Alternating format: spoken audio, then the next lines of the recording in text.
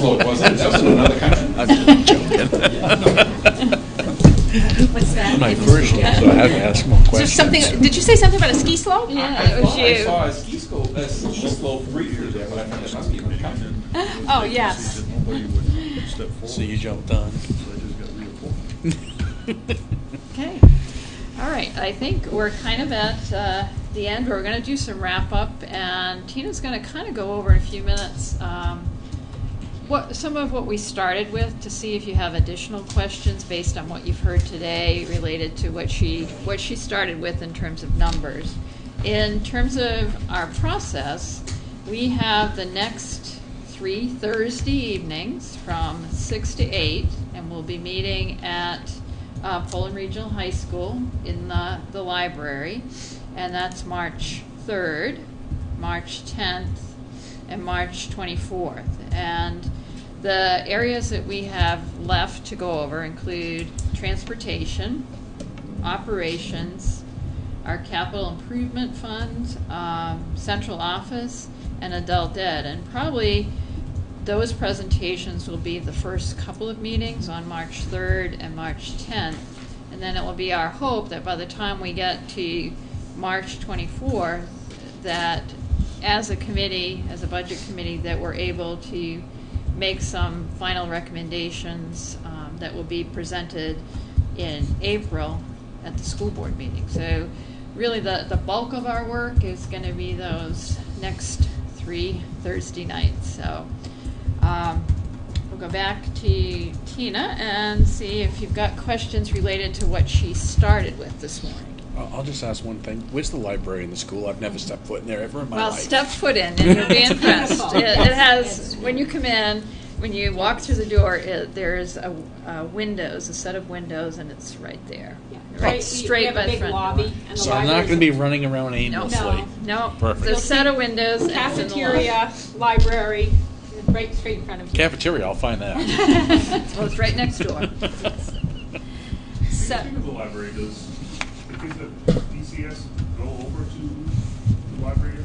No, they have their own. Actually, they have a very nice elementary school library. So I'm not aware that they go over to the high school. I think he's asking about the town library. The town library. Yeah, I have a town library. I believe they probably do similar to what Mary was talking about. They probably do go over and expose kids to where the library in town is, but I don't know that for sure.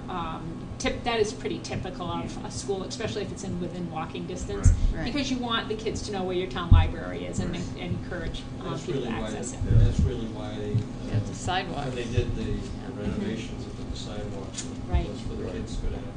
They used to, like 10 or 20 years ago, they used to go over at least once a month. Well, some classes did, but that was 3 or 4 librarians ago. And I think also it just became so difficult with traffic too, even though the sidewalk is there. But they may do, that's a good question, they might do like what's the exclusion. Yeah. They go some, because I got a call about, well, how come all the kids were out walking up and down the sidewalk recently, I don't know, a few weeks ago now, but how come those kids aren't in school? It was some older person in town. They're out there walking up and down the sidewalk in the middle of the day, and that's where they had been. I called over the school and said, I didn't know maybe there'd been an emergency in school, and they were all out. They said, no, we took classes over the library. So. Excellent. So we have our answer. They do go to the library. So they do go. So we just wanted to come back to kind of the overview. As we said, our current budget is $20,615,000. This initial draft is around $20,950,000. That's an increase of about $335,000. And again, there are some variables here that we don't know yet. State subsidy we're waiting on to see if they're going to have that supplemental budget coming in to help offset the gap. There's the gap in educational costs to what the state is provided in this current budget is around $23 million, and that's where that number comes from. So we're waiting on that. The revenue sheet that they send us just in general is a projection. They send it to you, and it says projections on it. So those are all things that we're waiting to hear, but we have more information than we have in the past because it is a biennial budget, so at least the initial budget is set. They know how much money they have in there for education this year. Do you have the timeline on when we might get that information? They always kind of give us one, but it's not always real accurate. It's typically late, so we'll find out probably in April or May, hopefully April. But what happened, I don't know if you remember 2 years ago, Mary, I think we found out like the day in April we were having one of our budget forums, and we changed the projection for that meeting. We'd had 2 others and said, here's what the cost is, and then in the third one we were able to say, we've got good news, we've got another $179,000, and we were able to change it. Actually, it might not have been that, the year was 179, but we got additional funding, and we were able to announce that. So same thing with insurance costs. We usually get those in April.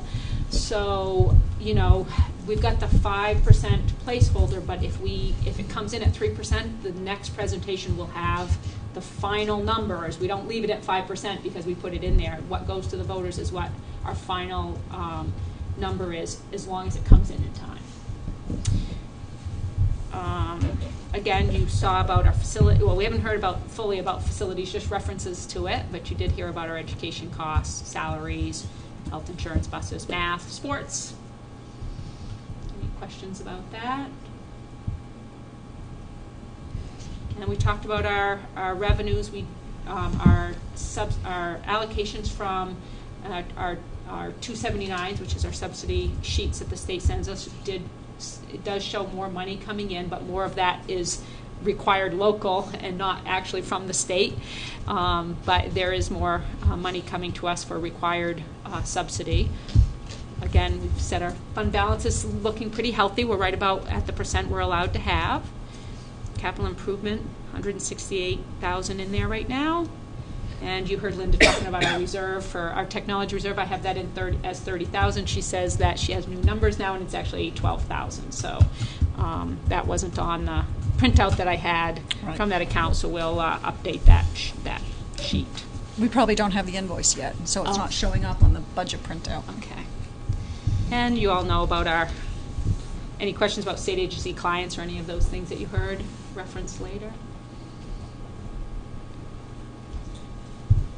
So right now, if I was in the summation, the $335,000 increase, that's really being driven by special ed and health insurance. Both of those are our biggest increases, absolutely. We have some salary increases as well, and so when you kind of combine all of those, there are some things that have decreased, but those are our 3 big things: salaries, special ed, and facilities. We actually have 4 areas that have increased. Oh, okay. Facilities, salaries, special ed, and insurance. And at this place in the process, we always get a little nervous about putting out a number, because what we don't have is we don't have the revenue nailed down. And the revenue and the expenses is what's going to impact the tax bill that somebody's going to get. So sometimes at this point, they'll hear that number and think that, you know, that's all going to be a tax impact which is not always accurate. Yes. So, you know, we're at the beginning of a process. By the time we get to April, we'll be nailing that down, because we'll have some of those revenue figures that are firmer. I think our last year is a good example. We had about a $600,000 increase in our budget last year, and if I'm remembering correctly, the increase at the town level for a $100,000 house was $1.18. You know. About $1.18 or something like that. It was a very small amount because we got more money from the state, and it was pretty significant. So although your budget increases, the state is saying you need these increases. This is your, you know, how much education costs have increased with retirement and all these other things. So they raise their amount because they know your rates are increasing as the cost. So in theory, they fund 55%, but not. Right, and so and I think it's okay to go out there and say, you know, our budget's up about 1.5. I think it's 1.6% right now overall, knowing that there are a few things that aren't in there, and there'll be a few adjustments along the way. And as Mary said, that doesn't mean there's going to be that equal impact on taxes. And even that number doesn't include our capital improvement, because that is a separate vote. It Yeah. wouldn't include the technology reserve, because that's a separate article. Yeah, and that's always true. So Yeah, the CIP is always in its own line, and people have to vote on that separately. Our technology reserve has always been in its own line, and so has our feasibility study, because those are all targeted reserve accounts, and they don't count in your general fund. They are approved separately by the town line, by fund. So what we have, or what we're presenting, is is apples to apples as far as that's concerned with what we've presented in the past. The modular certainly isn't in here, $25,000, and the something else. Social worker.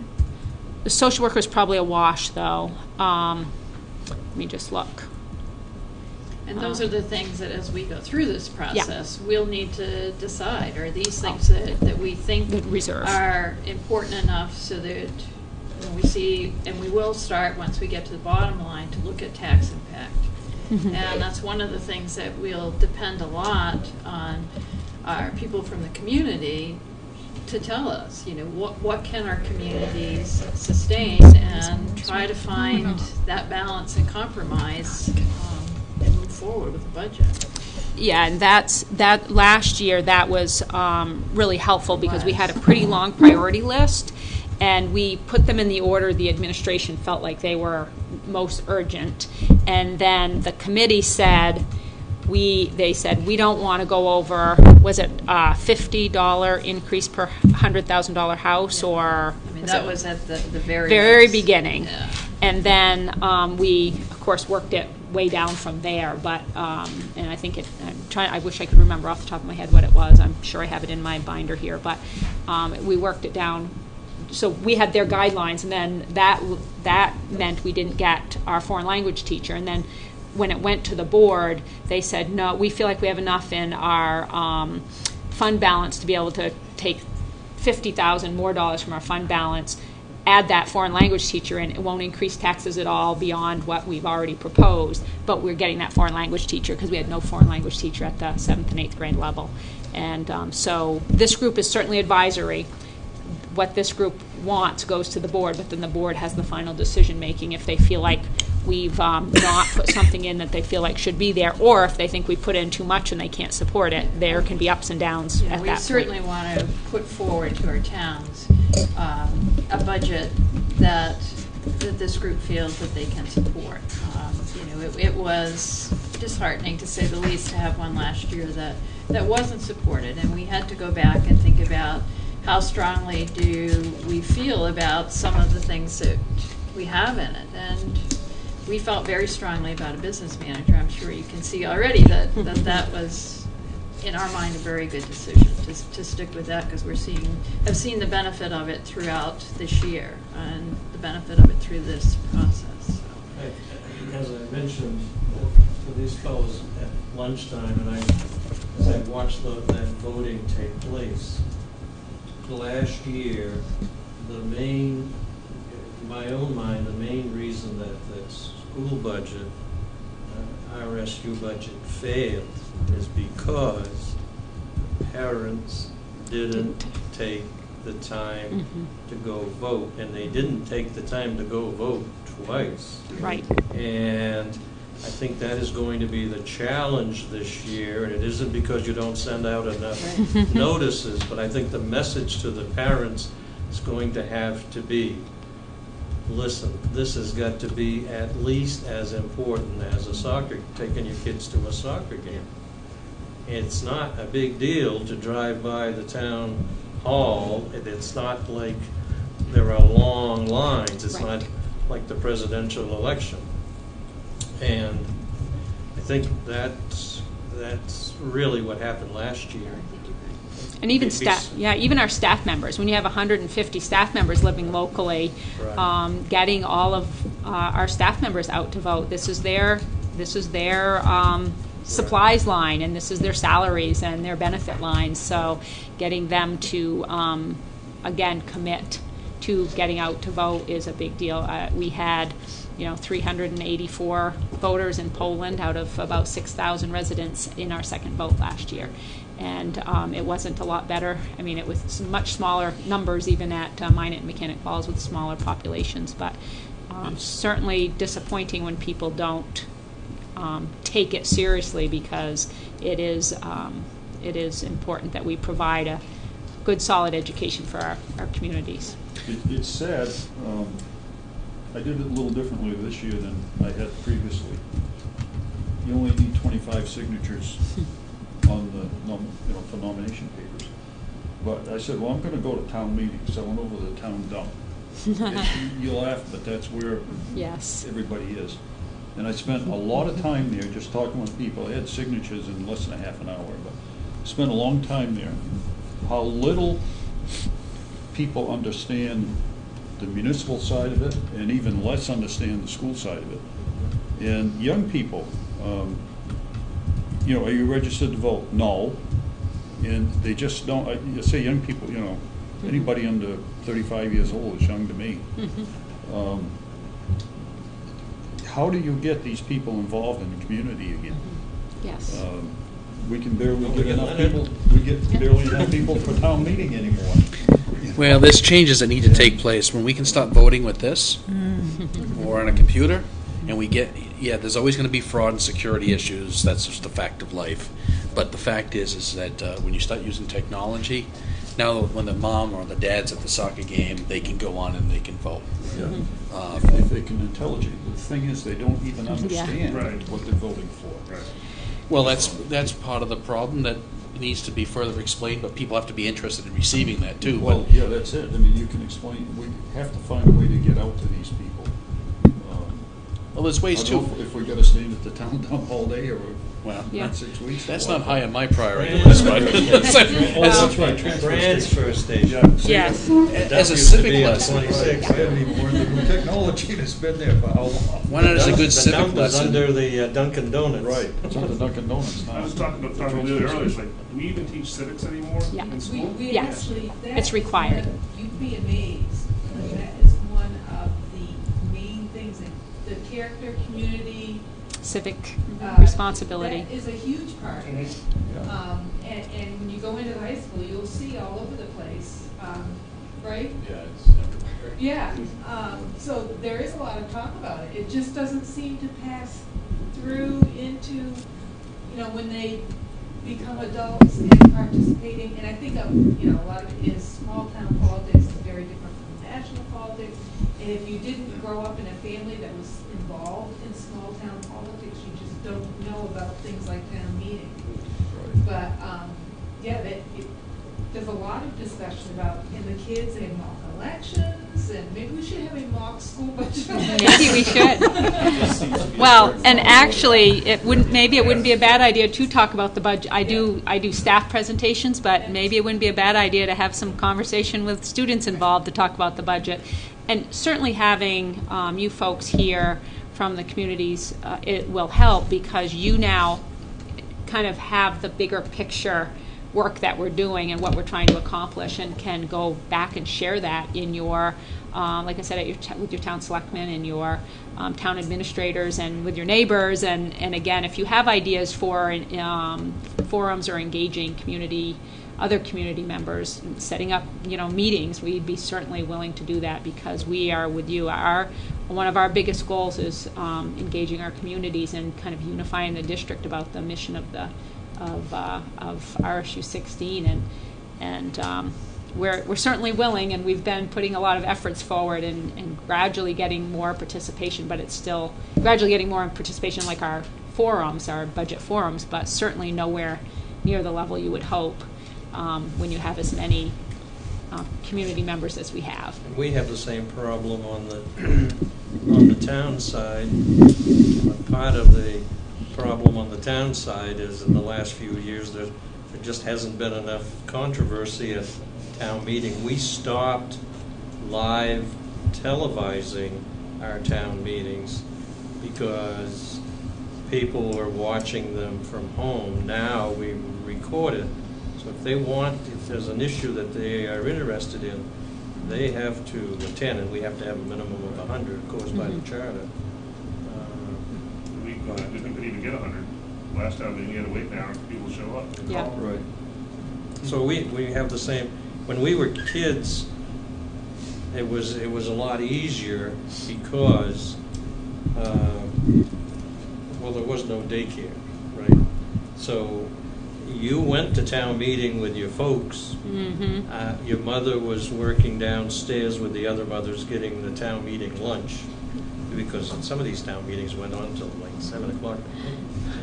And your father was upstairs, and then the voting was in the back. But it's a different world now. It's not like that anymore. Why not take pieces of this right here and show this to the high school students? Because they should understand it's these adults that are dictating whether they get sports, whether they, there's going to be an element of that population that doesn't understand or doesn't care. There's Right. always that. You can't stop that. But I'll Yeah. bet if you told the football team that this group here was going to decide on whether they had football or not, they'd be poking their parents. And that's probably where you need to start, is to get some of the younger folks engaged so they understand there is a value to the process, show them what's involved with it, and that, well, they may be not able to vote at this point. Encourage their parents to get out because their future has something to do with it. And certainly all the 18-year-olds can vote. Well, absolutely. There's really, I don't know, there's always, when we were all 18, we had different ideas in mind. And if anybody said something different, they're all lying. Yes. So, I think, Mariella? I was just going to say, can we kind of summarize in terms of the instructional piece? Am I remembering correctly that we are looking at increasing the social worker, that this half-time position was added last year to a full-time, adding half position, adding a special ed position, but actually dropping one regular ed position? And those are really staffing-wise. Well, and bringing back some students, so that would cover Right. the new special ed Right. and the half-time social worker, if we're able to bring back even just a couple of kids that are on out of district. So not getting into facilities. Yeah. But just looking at the instructional piece, that's really Yeah. all the change that we're talking about. Correct. 1.5 positions, which both should be budget neutral as long as we get the modular. If we don't get the modular, we don't need the special ed teacher, or though Carrie said today she had a new idea about, is there some way she could do some demolition to the high school to get an extra space that works. So our initial conversation is if we don't get the modular, we don't need the special ed teacher, because that's where the person would have been in the program. So yes, we just have 1.5 positions that are somewhat budget neutral. And then when we talk about the modular, then there's sort of two components of that, because benefits, there's the fact that we would be able to add this special ed program to the high school, and that, see if I'm understanding this correctly, that Spanish and wellness will have a home at Yes. the middle school, whereas now they're going around on carts. So the wellness is in a classroom in the high school. Okay. So they're actually taking the So that's- space that okay, would so they open go up back. for the high school needs. But so if the wellness would be displaced, the special ed program would be at the high school. Those two positions would be in the modular. So yeah, but the foreign language teacher is on a cart and does not have a home and has to move from classroom to classroom to teach in other people's classrooms. So instructional and staffing wise, those are the only Yes. changes that we're looking at? Yes. Okay. Just to clarify, at the beginning of the presentation, you had said just a few minutes ago the module was 25,000. But in Sean's, he asked for 85 plus 15 in prep. Where's the discrepancy in the fund? So we are, 4 years. yeah, 4 we're years, so- gonna do a 4-year lease so that we're paying, a quarter each year, and that will come off cycle as the new building comes on cycle, if that's the way we end up going. So we are, So realistically, we're not asking for 25, we're asking for 100 over the next 4. yes, Okay. yeah. The impact to the budget would be 25 next 25 year. each It will be Yeah, for the next 4 years. exactly, Yeah. yeah. And that's why we said the 85 for the modular, and then the 15 to kind of do the groundwork Yeah. to set it up. I just want to make sure I understood. Yes. I'm not thinking Sean was asking for an $85,000 modular and you're asking for a $25,000. No, mine is only impact on the budget. Yeah, okay. Okay, so at our next meeting, Steve Bolduc is our representative from Mechanic Falls, and he wasn't able to make today's meeting, so he should join us. And also Tina Love, who's one of our school board members that was not available to be here today, should be able to join us. And we'll ask them to watch the video if they And can. I've got their handouts, so we'll see everybody March 3rd then. Thank you very much for today. Yes, thank you for your time. I know many of you took time off from